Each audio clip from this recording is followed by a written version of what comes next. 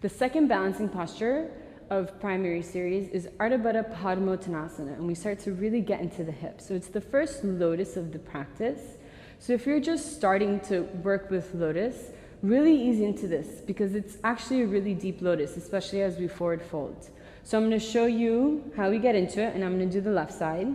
We inhale, close the knee joint, and then bring the knee out to the side. So that begins to move us into external rotation. And then I like to catch from underneath the calf, underneath towards the top of the foot, and pull it towards me as you keep the knee joint closed. And so what that's doing is that's encouraging an external rotation in the lower part of the leg.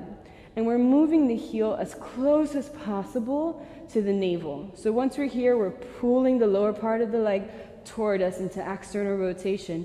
The heel is moving up towards the navel. You keep the right hand catching the back of the foot, and then you allow the knee to fall towards the floor.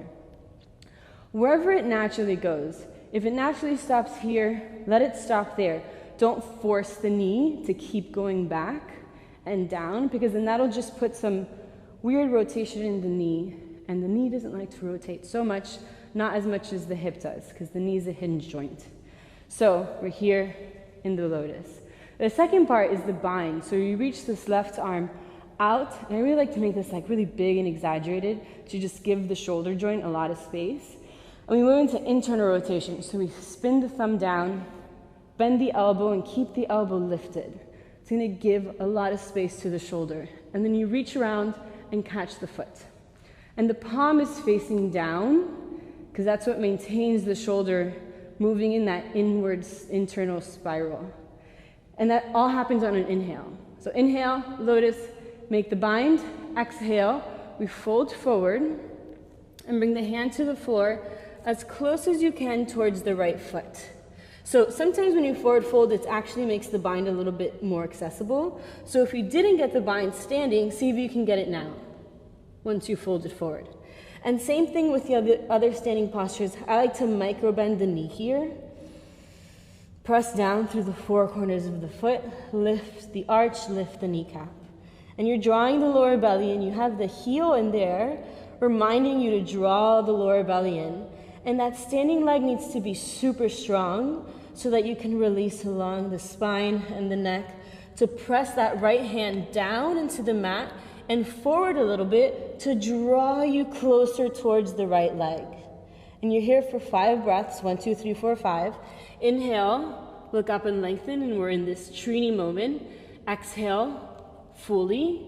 And then inhale to come up. You're gonna press the right foot down, drop the tailbone, lift the heart, and this left knee is gonna gently move back a little bit. And then we're gonna inhale, look up and lengthen into this Trini moment. Exhale fully.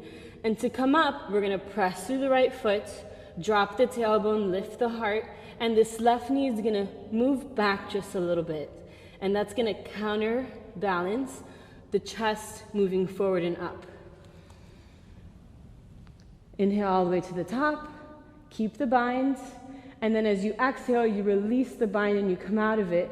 Make sure you come out of the external rotation first, and then you open the knee joint.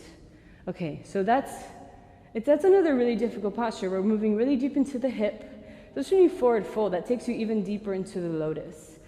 So if you ever feel any sharp pains in the knee at any point, but especially in lotus, because that's usually when it comes up, then back off, like do a modified version, which I'm going to show you in a moment. And yeah, just under no circumstance should you feel pain in the knee. Like no lotus is worth that. Modifications. One version is to just kind of stay standing. So you're coming into the lotus, holding onto the foot, and instead of binding, you can just, and same thing, internally rotate, reach behind the back, and then you can maybe catch on to the inside of the elbow.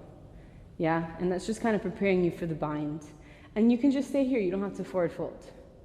Another option is to come into flamenco, as it's called oftentimes, with the foot flexed, and you forward fold. with both hands on the floor. And this is actually really nice. You get a really nice stretch along the outside of the glute to get deeper. If you're working on deepening that external rotation and Lotus is impossible for you yet, this is a great version. Or if you have anything going on with the knees, that's also a great version. Keep the foot flexed. If the knee joint is open in that, like it is in that posture, that'll help protect the knee joint. Good. All right. This posture, I think, is a really great example of finding that balance between stability and release, because it's really hard here. And that's something we need to do in all of the postures, finding that balance between stability and groundedness and like opening and release. But I find it's just so obvious here. We're like really come face to face with it, because the only way we're going to be able to like relax into that forward fold is if we really stabilize through that standing leg. And finding that balance is a super interesting process. So I really encourage you to go through that process on your own. Like, how can I really come to a place where I feel balanced, that enough so that I can feel that rooting and that strength through that standing leg, and an equal amount of release through the torso to move into the forward folds. It's hard to get there, but the process of looking for that, you'll learn so much. All right.